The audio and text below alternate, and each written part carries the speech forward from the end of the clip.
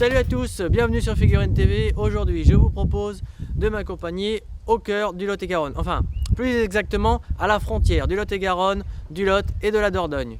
Où ça? À Bonaguil, pour découvrir un lieu qui va nous permettre de traverser l'histoire, qui s'appelle Ministoria. Vous en avez sûrement déjà entendu parler un petit peu. Et bien aujourd'hui, nous allons aller découvrir ce lieu d'un petit peu plus près, où le maître des lieux, Olivier, soi-disant, nous attend avec impatience. Alors, ça se passe là-bas, derrière moi. Eh bien, en route avec les caméras.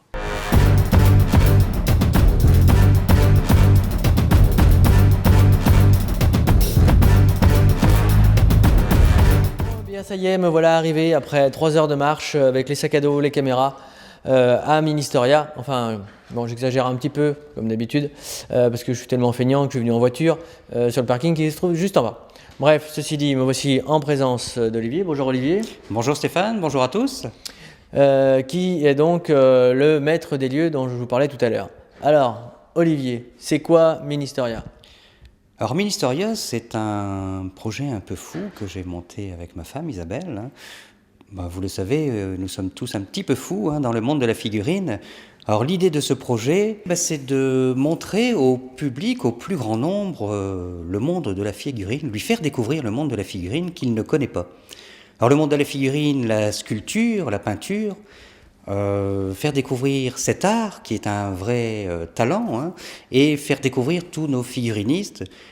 Et en plus de cela, donner envie aux jeunes générations d'intégrer les clubs, d'avoir envie de devenir figuriniste, de faire de la peinture, etc.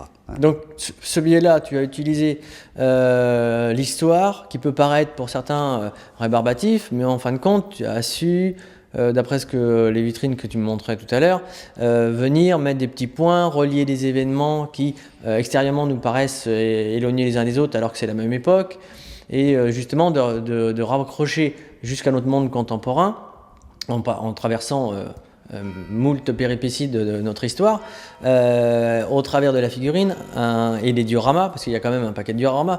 Je crois qu'en figurine, tu m'as dit tout à l'heure qu'il y avait pas loin de 10 000 figurines, c'est ça? Oui, oui, tout à fait. Dont oui. certaines sur des dioramas où il y en a plusieurs centaines. Oui, tout à fait. Il y a certains dioramas qui font parfois 2 mètres sur 3. En faire simplement un musée de la figurine, ça n'avait pas d'intérêt pour moi. Faire découvrir ce travail artistique, mais en même temps s'en servir pour raconter l'histoire. Enfin, un musée de la figurine, on est quand même un peu loin du côté poussiéreux de l'idée du musée ici. On est par rapport au lieu touristique, au nombre de visiteurs qui passent tous les ans, on est quand même un peu loin du côté musée figé. En plus, tu animes, je crois. Oui, oui, tout à fait. Alors, effectivement, j'anime toute la visite pour raconter l'histoire sous forme d'anecdotes, et surtout expliquer le travail de sculpture de nos sculpteurs et le travail de peinture qui est méconnu du grand public en fait. Alors dans ce projet, je sais que beaucoup de figurinistes, tu avais lancé un appel pour démarrer cette installation. Tu as lancé un appel et j'ai vu que beaucoup de grands noms ou de gens moins connus qui sont dans les vitrines et qui t'ont accompagné pour justement établir tout ça. Oui, tout à fait. Ce projet n'aurait pas été possible sans l'aide de tous ces figurinistes. Alors effectivement, j'ai lancé un appel au départ dans la revue Figurine. Et ensuite, j'ai eu de nombreux figurinistes qui nous ont appelés pour nous dire « Ok, votre projet nous intéresse, on vous accompagne ». Alors effectivement, des grands noms comme Jean-Pierre Dutilleul, Andy Flowers, Bernard Delorme. Andy Flowers et Bernard Delorme, malheureusement, qui nous ont quittés récemment. Et puis des noms peut-être moins connus dans le monde de la figurine, mais je pense à monsieur Jean-Claude Philippon, qui a fait toutes ces belles boîtes éclairées que vous voyez dans les parois.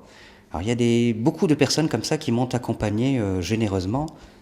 Alors, il y a des figurines il y a des rotations pour justement que ça soit vivant, qui dorment un peu dans les placards. C'est un peu comme le Louvre, on sort une collection de temps en temps de ce qui se trouve derrière, ou des dioramas complets, c'est ça? Tout à fait, il y en a, je pourrais dire, autant dans les armoires qu'en vitrine. Donc on fait des rotations régulièrement, déjà parce que nous avons des visiteurs qui reviennent plusieurs fois.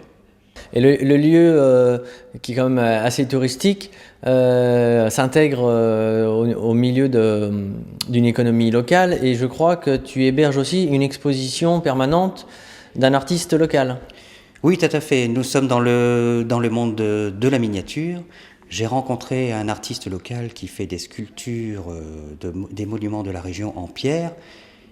Il est dans le même domaine que nous, hein, et c'est tellement formidable ce qu'il peut faire de ses mains que j'ai décidé de lui offrir une pièce d'exposition pour ses monuments en pierre. D'accord, j'en profiterai, j'irai le voir tout à l'heure et on verra ça ensemble. Les enfants ne sont pas oubliés, évidemment, au travers d'un côté ludique, d'un petit jeu. Je crois que tu as mis en place aussi à l'intérieur de l'exposition. Oui, oui, tout à fait. Puisqu'on est ici aussi pour raconter l'histoire, j'ai créé un jeu de pistes pour que les enfants recherchent certains personnages dans toutes les périodes. J'ai voulu conserver une chronologie dans le bâtiment pour les réhabituer à la chronologie des événements. Et avec le jeu de pistes, ça fonctionne très bien avec les enfants, hein, qui réapprennent l'histoire. Et surtout, je donne envie aux enfants de venir faire de la figurine. Hein. Nous allons créer prochainement des ateliers. Et surtout, les enfants nous demandent actuellement beaucoup s'il existe un club de figurines dans leur région. Donc c'est un peu l'histoire pour tous. On peut résumer Ministoria comme étant l'histoire pour tous. De ce pas, on va aller faire un petit tour dans les galeries et puis ensuite aller voir l'exposition dont on parlait tout à l'heure.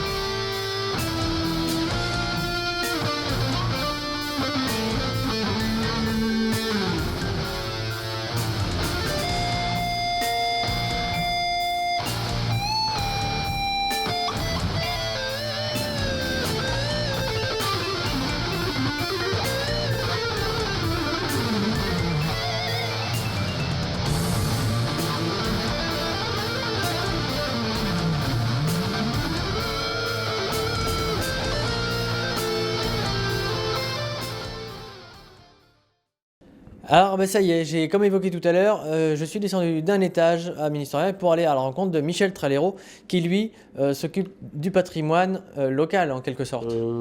Non, pas spécialement. Non, le patrimoine en général, local surtout, patrimoine en miniature et réalisé avec les matériaux d'origine. Ça c'est très important.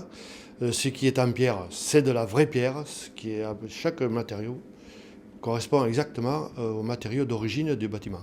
Pierre que vous taillez. Voilà, que je taille, évidemment, à une échelle bien déterminée. Et voilà, je reproduis le bâtiment le mieux possible.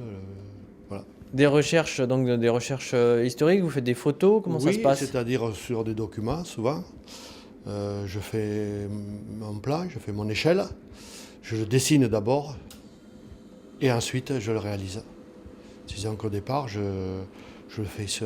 dessine sur un papier, j'essaye de reproduire le bâtiment que je réalise ensuite. Voilà. Et votre inspiration, elle se fait au gré de vos balades dans la région ou alors c'est par rapport à des demandes de mairie? Comment ça se passe? C'est en fonction des balades que je vois, que je fais dans la région. Et l'inspiration, ça vient, on ne sait pas pourquoi, mais quand on est inspiré par quelque chose, on y va tout droit. Voilà. Voilà. Donc là, vous êtes au sein de Ministeria et vous renouvelez tous les ans des nouvelles productions? Oui, tous les ans, oui. Tous les ans, je fais quelque chose de nouveau. Soit des moulins, soit des bâtiments. Voilà. D'accord. Bien. Merci à vous. Mais moi, c'est moi qui vous remercie. Merci Olivier. Merci Stéphane et merci à tous. Et puis évidemment, moi je pourrais que vous inviter à venir aussi découvrir la gastronomie locale.